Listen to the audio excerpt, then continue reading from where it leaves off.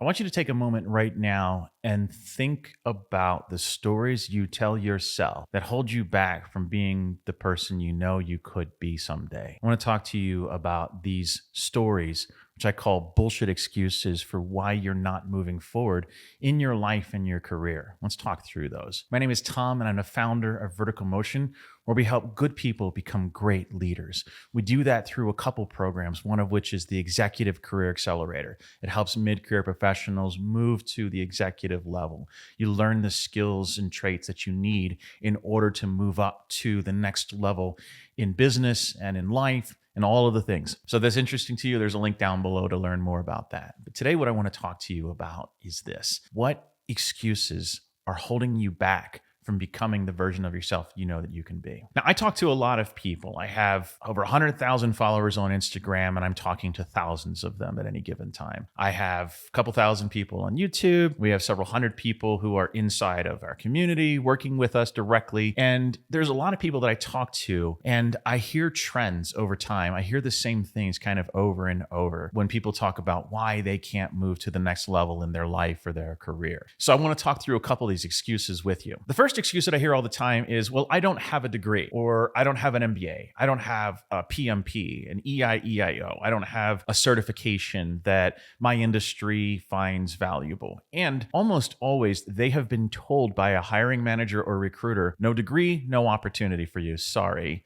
Well, yes, not having a degree can hold you back. But you know who it didn't hold back? It didn't hold back Richard Branson from forming Virgin. It didn't hold back Mark Zuckerberg from starting Meta, or Steve Jobs creating Apple, Bill Gates creating Microsoft, Michael Dell creating Dell Technologies, John Mackey, who created Whole Foods, Larry Ellison, who created Oracle. These are all CEOs who built their businesses in spite of having, in some cases, even a high school diploma. It's not the degree that matters. The degree is just a proxy for proving that you can do something. In the case of a degree, it's proving that you have the ability to sit there quietly, absorb information, and regurgitate it later in the form of a test, and then purge all of that, and then do it again the next semester. That's all a degree is. When I got my MBA, I thought, well, this is going to change my life. Bullshit. It didn't change anything. It helped me realize that I was already ready to start a business. There was nothing in that MBA that was going to teach me something that I didn't know. There was some hidden trick to business. It's basics. It's networking, which is valuable, but the degree isn't necessarily as valuable as your experience, as your skill, right? So if you've been in the industry for 15 years and you don't have a degree, don't worry about it. You don't need a degree. That's a checkbox. And look, if an organization wants you to be the leader, they will make exceptions to make you the leader. So you have to let go of this argument that no degree means no upward mobility. It does not mean that. That's a bullshit excuse you're telling yourself. And when I say degree, I also mean MBA, or I mean professional certifications like CMP and PMP and things like that. Like, it's all the same thing. So I'll give you another example. I had a client who is interested in moving into finance, a higher level finance role. They've kind of been in accounting for a long time, and now they want to move into finance where they're actually doing more creative work as opposed to just counting the numbers. So she was told that she has to become a CPA, which is a certified public accountant, in order to become a CFO, Chief Financial Officer. Now, those of you who understand how the finance world works, or the finance organization, there are two parts. There are people who count the numbers, and there are people who know what to do with the numbers. And accountants count the things. Finance people figure out how to use that money most effectively. One does not necessarily have to be able to do the other, right? You can be a really great accountant, very detail-oriented and meticulous, and have no ability to see the big picture. You can also have an incredible ability to see the big picture and not necessarily know how to count the numbers as well as someone else, or not have the disposition of someone who wants to count. In fact, quite honestly, if you take a step back and think about the personalities of accountants versus finance people, accountants are very detail-oriented. They're meticulous. They are down in the weeds. Finance people are up in the clouds because they're trying to figure out, how can I finance this deal? Where can I get $70 million for this M&A? What's the best weighted average of cost of capital for this organization? Are our metrics matching what our leadership wants it to be? That is very different thinking than accounting. And so being told that you have to get a CPA to go to be at the top of a finance organization, well, that doesn't make any sense. So I would push back when someone says, well, you don't have this certification or that certification. It doesn't matter. You have the experience, you have the skill of someone who may also have that certification as well. And that's what they're paying for, not the certificate on the wall. They're paying for your ability to show up and do a job better than someone else. Get that excuse out of your head, right? You don't have a certification. Who cares? You don't need it. This is something that obviously gets under my skin because I see good people being held back because they're like, well, I don't qualify for this because it says I need to have a master's degree and I only have a bachelor's. Yeah, the narcissistic jerk who doesn't have the same degree, it doesn't stop them from promoting themselves and ultimately getting a waiver to get that job because they're the best person available because they don't know about you. It doesn't make sense to hold yourself back because you don't have some certification. I would argue with people who tell you, well, you don't have a certification, therefore we can't consider you. Really? Okay. Well, I do this, I do this, I do this. Have your elevator pitch ready. Have your idea of how to define yourself outside of a degree or a certification. Define yourself in the way that matches what they're looking for in that role. And yes, culture does matter. There are some cultures who will absolutely stick it to you if you don't have the certification or degree that they want. That's not the culture for you. That's not where you belong. Let's find the right place for you. So if you don't have the degree, you don't have the certification, that shouldn't stop you from trying to move up in your career. The second excuse that I hear all the time is, I don't like to toot my own horn. Okay, let's talk about that. Introverted people don't like to put themselves out there. It's not in their nature to be outwardly focused or outgoing, right? Introverts tend to prefer to answer as opposed to ask. And it's more natural for some people to just, I'm not going to talk about myself, or that's, kind of stoicism thing. Listen, here's the thing about this, right? When it comes to your personal life and how you live, your things, and even how you lead, you can be as stoic and quiet as you like. But if you don't communicate your value and your brand,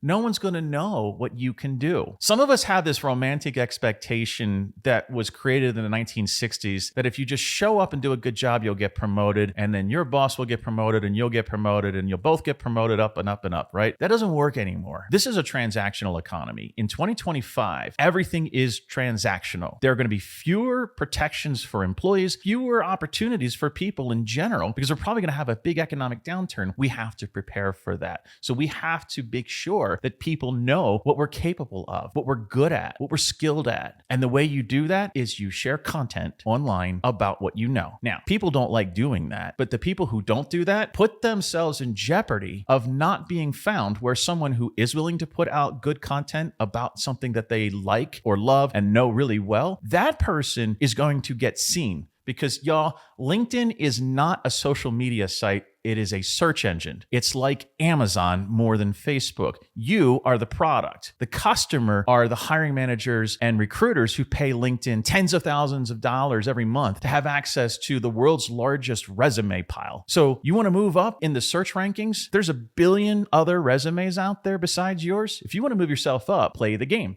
And the way you do that, 99% of people don't post on LinkedIn. The 1% who do, about 60% of them post weird stuff, which has nothing to do with them or their career. So you can be in the top 0.4% of LinkedIn search results just by laying down good content twice a week. Write a 500-word post that talks about something in your industry or your career or whatever, right? Pick your topics and talk about them and put that out there. Just by doing that, you put yourself in the top 4%. So if it's a search engine, you are SEO, search engine optimizing your profile to be found higher if you lean into this. And if you don't want to put yourself out there because it seems narcissistic. Well, the narcissists don't care. They're going to put themselves out there. That's why they get the jobs, because they're loud, they're annoying. And here's the thing. something else to remember. When you don't put yourself out there, when you don't make it clear that you're perfectly suited for some role that you're looking for, you let down not only yourself, but you let down the people who would have worked for you. Now they work for a lesser boss than you. If you were perfect for that role, but they didn't know you existed, they got to hire the best person they find. Well, they didn't find you. They found this guy. And now everybody works for this guy and nobody likes him, right? He only cares about himself. If you got that role, you would be empowering your team. You would be leading them the right way because, hey, if you're on this channel, you're an authentic, empathetic, and audacious person. So put yourself out there, y'all. They need to see you. They need to see who you are and what you're capable of. Because if they don't see you, they don't know you. And if they don't know you, they're not going to give you the opportunity. Sharing your value is not narcissistic. It's your responsibility. And so I want you to think about a mindset shift here, which is let go of this belief that putting yourself out there is tooting your own horn or is somehow negative. There's kind of guardrails in life. There's the narcissist guardrail,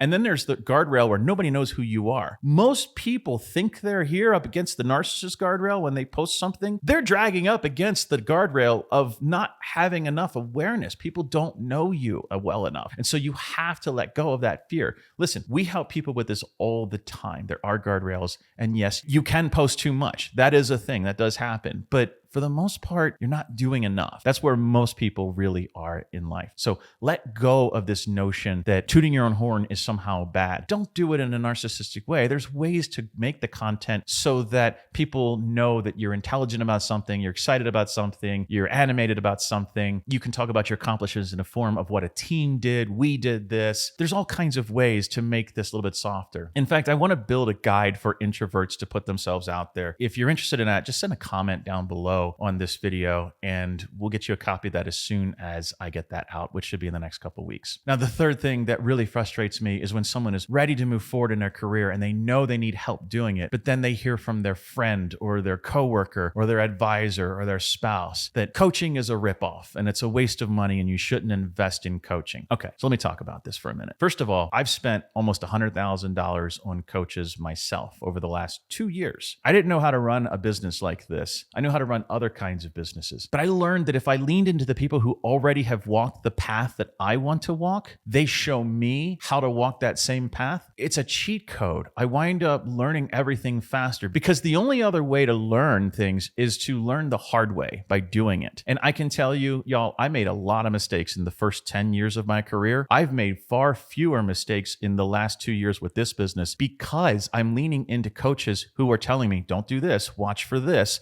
learn this quickly. Those kinds of things help me get better and better, faster and faster. And I got to tell you, it has led to an incredible return on investment. If I've put $100,000 into coaching, I've gotten 10x that and more in revenue from our coaching business. It works for our clients too. We have so many testimonials. Go through the channel, go look at our webpage. You'll see the testimonials of people who are having tremendous success in the program. Y'all, this works. Now, here's the thing about coaches you have to understand. There are good coaches and there are bad coaches too, but it's a little bit like finding a doctor or a lawyer or a mechanic. There's good mechanics and bad mechanics. And when you find a good mechanic, lean in. If you find a bad mechanic, report them. That's how it goes in coaching and every other professional skill. Also, coaches match well with different personalities. I lean into working with people who have authenticity and empathy and audacity, the people who want to build great things and know that building great things means involving building great teams. And they want to get better at team building. They want to get better at leading and mentoring and guiding. And that's how they grow in management. I don't work well with manipulators. I don't work well with narcissists. I don't work well with someone who thinks the 48 Laws of Power is a great book or that Elon Musk is a great leader. Those kinds of people, I push those away. I don't work with those kinds of people. I work with a certain type of people. So finding a coach, it's important that you have coach-client fit. That's kind of why I put this content out there, is for you to get to see what it's like to work with someone like me. I am a different coach than someone else. There are coaches who have different levels of energy. Even in my community, we have multiple coaches. There's 3 or 4 coaches besides me. Each of them have a different energy, a different style, a different vibe. But we try to match the energy and style of our clients, and we focus on bringing in the right clients, the right people. So when you're looking for a coach, it's like looking for a doctor or a mechanic. You got to find the right one for yourself. And listen, if you're thinking about working with a coach and you're saying to yourself, well, all coaches are fake and fraudulent. Yeah, okay. That's like saying all cops are bad or all girls are mean. That's not true. There might be a stereotype, there might be a trend, but it's not true that all of anything is anything. All these people are bad. No, that's not true. All these coaches are bad. Coaching wouldn't exist if there weren't results. There are people who come in and are manipulative and they're here just to earn a quick buck and run. Those people exist in this community. I'm here for the long haul. I have no intention of stopping what I do anytime soon. And in fact, I'm building the business in such a way that it will exist long after me. If you're interested in working with someone like me, take a chance. And if it doesn't work out, learn from it and do better next time. It's just like finding a romantic partner. You got to put yourself out there to figure out what's the right connection, what's the right fit. And sometimes it doesn't work out. Very rarely does it happen in my community. And we've had 135 clients come through this program. I had to push one person out. It was just a bad fit between that person and the community. But other than that, everyone else has had success or they feel good about what they've gotten from this community. And it's because there's good alignment between me and my coaches and them. So if someone's telling you coaching is a ripoff and that's why you're afraid to move forward in working with a coach, and you don't have to work with me, right? I'm a coach, but there are hundreds of other coaches, and there's coaches that offer courses, there's coaches that offer one-on-one time, there's all kinds of ways, but work with someone who can walk you down that path. Don't be afraid to do that because someone else who either got burned by a coach or isn't quite at the level that you want to move to anyway, why would you listen to them instead of someone who's been there and done that already? So keep that in mind. So these are some of the excuses that I hear that hold people back from becoming the best version of themselves. I don't have a degree. I don't like to toot my own horn. My friend said that coaching is a ripoff. Those are three of the many excuses that I hear that hold people back from being their true authentic selves, to becoming a version of themselves that they respect and admire so that they can lead people who also respect and admire them. So if you've got one of those excuses rattling around in your head, I'd like to talk with you. I'd like to have my team have a conversation with you to kind of alleviate some of that. We have tons of testimonials. We have over 130 clients who have had great success doing what we do. And it's not that I want you to join this program. It's just that I want you to let go of these stories that we tell ourselves in our head that hold us back from taking a chance. All right, so I got a little animated in this episode, a little bit hotter than normal, but I just felt like I wanted to get that off my chest. So that's what I got for you today. If you want to learn more, check out this next video here. Otherwise, I will see you in the next one.